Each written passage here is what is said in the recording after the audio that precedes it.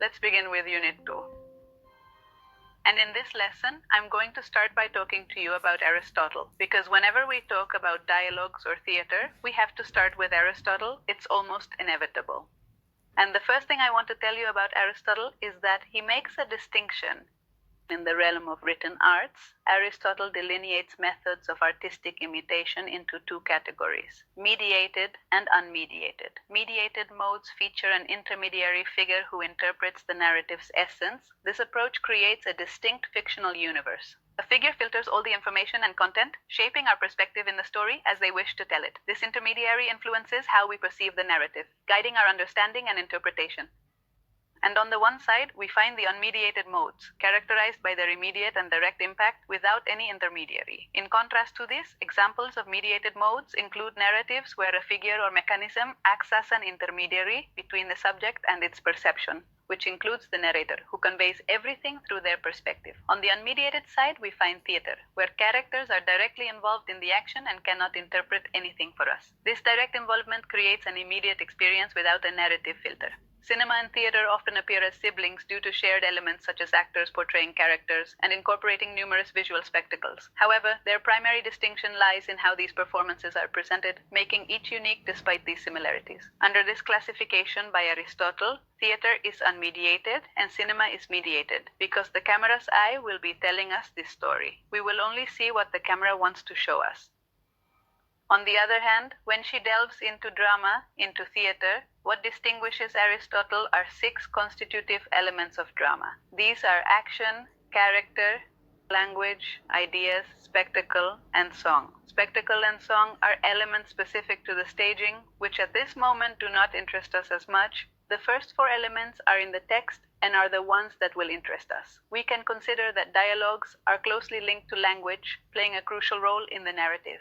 But the truth is that these dialogues will not only carry ideas, but will also feature character-driven decisions that propel the narrative. Therefore, it's challenging to consider dialogues independently, since they are intertwined with other elements of storytelling. We must integrate all aspects when designing our work, to start working with it. There was a moment in the history of theater when the dialogues of all the characters were heading in the same direction.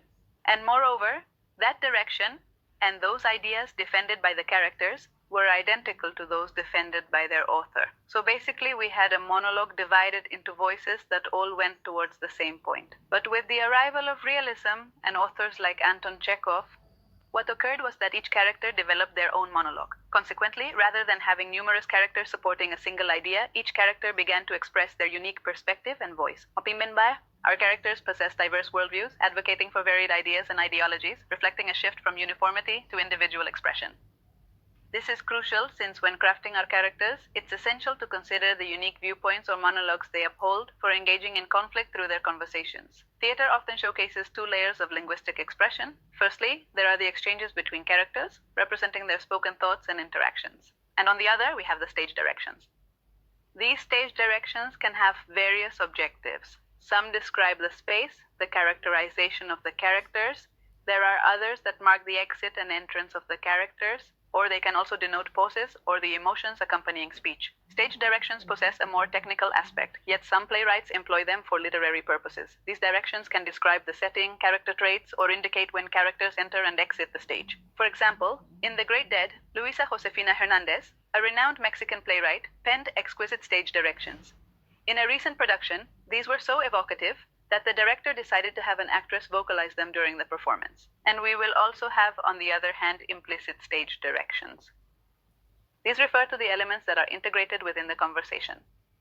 For example, when one character instructs another to sit, it implies there's a chair available, eliminating the need for an initial description of the chair in stage directions. Similarly, if later on the first character asks the second to stand up, we understand that the second character had previously sat down without requiring further clarification through additional stage direction. Once you understand the differences between mediated and unmediated modes, and given that theater falls into the latter category, along with insights into writing theatrical dialogue and understanding stage directions, it's time to move beyond focusing solely on them. This course will emphasize the characters' voices and how their dialogue is structured, independent of the literary genre of our story. We will explore how dialogue shapes character and narrative. Join me in the next lesson where I will talk to you about the distribution of information.